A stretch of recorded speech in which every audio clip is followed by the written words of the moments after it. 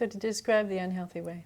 The unhealthy way is that you don't have precision about what's happening where, and you're constantly fighting with whatever's happening. So you might be saying, I'm going to get rid of this, I got to get rid of this, I got to get rid of this. Well, it's like, no, I don't want this, and you tighten around it mentally and Right. emotionally, okay? So you're fighting with it at many levels of your being, both on the surface and in the depths, and you're not precise about exactly what's happening where, when. That's an unhealthy turning towards the sensory challenge. So you're feeding it in a way by doing that. That's a very good way to put it. It's feeding the fire. Now, most people think, well, if I focus on it, I will automatically be feeding the fire. The more I focus on it, the worse it's going to get. However, that is profoundly not true if you've been trained in systematic techniques. The systematic techniques will teach you how to untangle the components of the experience so they don't multiply into overwhelm. You'll learn how to separate, oh, this part is the physical body, this part is the emotional body, this part is the visual thought, this part is the auditory, the mental talk.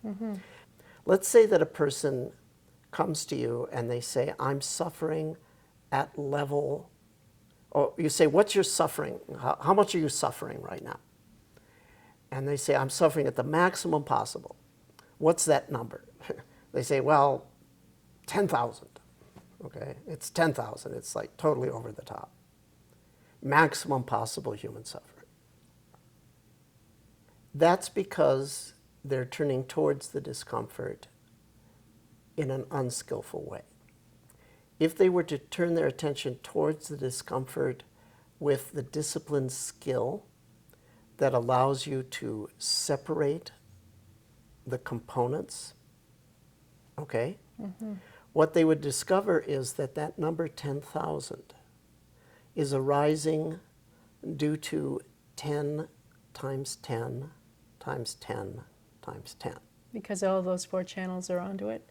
Not because they're all on, but because they're all on and they're crisscrossing and multiplying with each other. So how do you separate the channels and go to one at a time? How would someone do that in meditation? You use a technique called mindfulness that will teach you in a disciplined way how to focus on each one individually.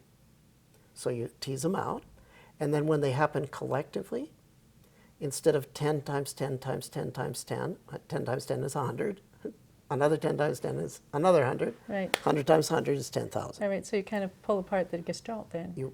It's no longer a gestalt, it's just 4 things. And your perception is now exactly what is there. 10 plus 10 plus 10 plus 10.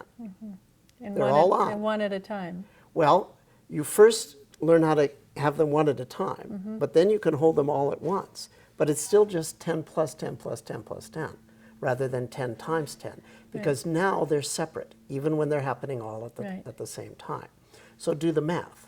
If we say that without changing your sensory experience at all, but by merely changing your ability to separate it into its natural atoms, if we were to say to a person, I'm going to take you from suffering at 10,000 to suffering 40. I'm going to take a 10,000 pound weight off your chest, but you will have to carry 40 pounds. Sounds like a deal, right? It's a big reduction. I mean, it goes from hopeless overwhelm to, okay, I can handle it. And how would you suggest they deal with that if, say, they're feeling the feeling? What do you have them do?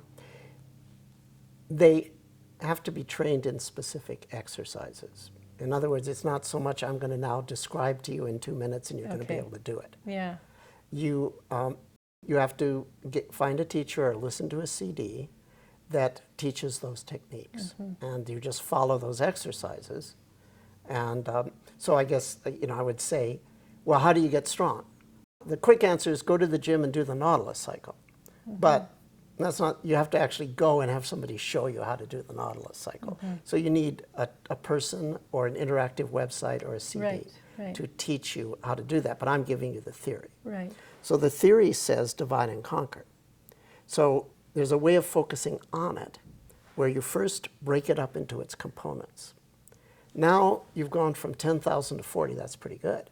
That means 10 plus 10 plus 10 plus 10. Now let's look at each one of those 10. Yeah. Is there really 10 there? Or is there really 1 there that's being multiplied by 10 because of resistance? Oh, that's interesting. Okay? And it turns out it's going to be that. Okay? So now we train away the resistance. The learning to tease out the strands is the part of mindfulness that is sensory clarity. The training away the resistance is the part of mindfulness that is equanimity. You also need concentration power so you can focus on one strand at a time in order to be able to learn about each one. So we teach you concentration, clarity, and equanimity. That allows you to separate the strands and then reduce the resistance to each strand. So now we've gone from 10,000 to 4, which essentially says that for all intents and purposes, we have eliminated your suffering, even though the physical pain, the emotional sensation, and the thoughts and the mental talk are still there. They're still there. They're not in the way. It's a miracle. It's hard to believe that this could happen. We call it the miracle of mindfulness. That's a healthy way to bring your attention to it. And it's very fortunate for us human beings that that strategy exists, because you may attempt to turn away onto something restful, positive, grounding, and you may find you can't do it. It's just so much in your face, You either just with pain can't or do it. Then you've got this other way of working. Just to recap, get the big picture. If you have a health situation and you would like to use your focus power to deal with that, be clear.